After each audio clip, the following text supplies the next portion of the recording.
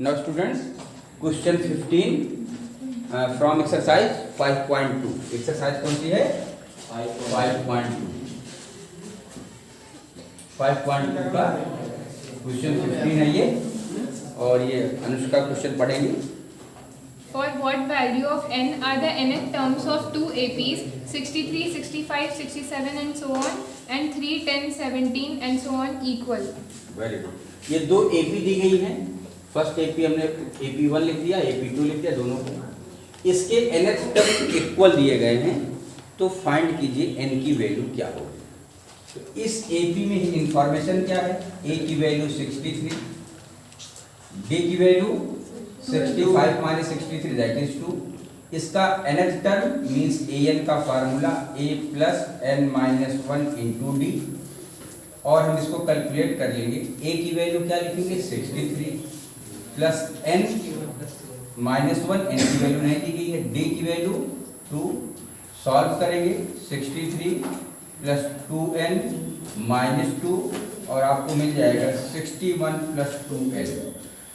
इस सीरीज का nth term आपको मिला 61 प्लस 2n. अब हम इस सीरीज का भी nth टर्म निकालेंगे. यहाँ पर a की वैल्यू 3 है, d की value 10 minus 3 that is 7. an का formula a plus n minus 1 into D. Okay, समझ बात आ रही है? Yes sir.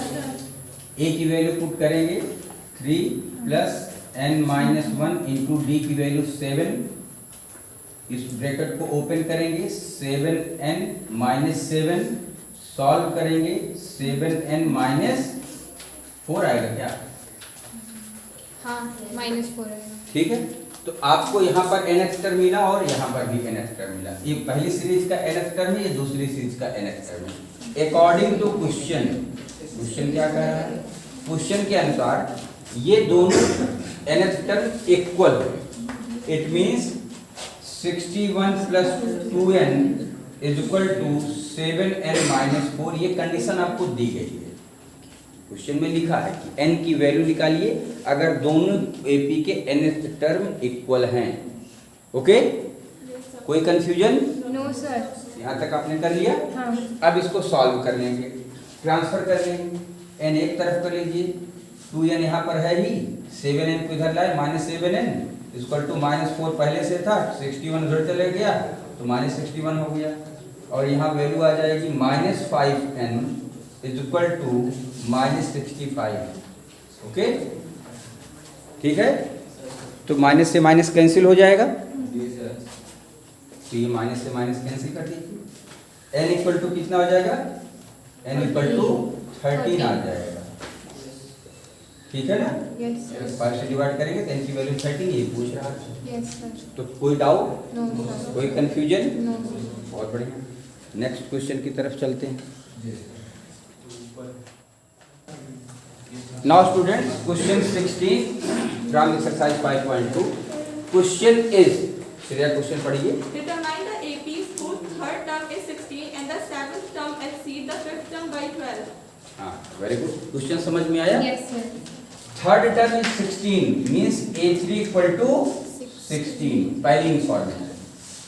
दूसरी इंफॉर्मेशन है कि seventh term exceeds fifth term by 12. ये आपका हो गया सेवेंथ टर्म, और इधर हो गया फिफ्थ टर्म, और ये टर्म इससे 12 ज्यादा है, तो अगर हम इक्वल लिखना चाहें तो 12 इधर जोड़ दें जो कम है, तो दोनों बराबर हो गए. इक्वेशन बन गई. कोई दिक्कत नहीं. अब इसको हम सॉल्व करेंगे. अब आप जानते हैं कि इसको अगर हम इक्वेशन में लिखना चाहें तो A3 का फार्मूला लिखेंगे. A3 का formula A plus 3 minus 1 into D, that will be A plus 2D. Very good. धीरे धीरे लाइन में बच्चे आ रहे हैं. A plus 2D is equal to 16. इसको हमको इक्वेशन बना लेनी चाहिए कि नहीं? Yes sir. बना लेनी चाहिए. जी सर. अब इसको दोबारा से यहाँ नोट कर लेता हूँ. A7 plus equal to A5 plus 12 था. A7 की वैल्यू क्या होगी? A plus 6D. बहुत बढ़िया. A5 A plus 4D. याद हो गया आपको? प्लस 12.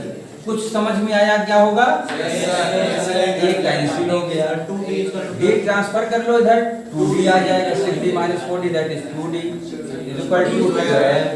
डी की वैल्यू क्या आ गई? 6 आ गई। अब क्या करेंगे? 6 की वैल्यू को उठा के इक्वेशन फर्स्ट में पुट कर देंगे। Put d equal to 6 in equation first, ठीक है? तो हो जाएगा a plus 2 into 6 equal to 16। This implies a plus 12 equal to 16। It means a equal to 4 आ गया। आपको a मिल गया और d मिल गया। अब निकालना क्या है? जरा इधर देखिए, आपको AP निकालना है। AP होता क्या है? AP आपने पढ़ा होगा कि a, a plus b, a plus 2d, यही तो जनरल AP होती है। तो इसी में हम वैल्यू a और d की पुट कर लेते हैं, तो हमारे फाइनल AP हो जाएगा 4 प्लस 6 10 और 6 इसमें फिर d ऐड कर दो 10 में 16 एंड सो ऑन। ये हमारी रिक्वायर्ड AP हो गई, ये हमारा आंसर हो गया। ओके, कठिन है? चलिए, ओके, वेरी गुड।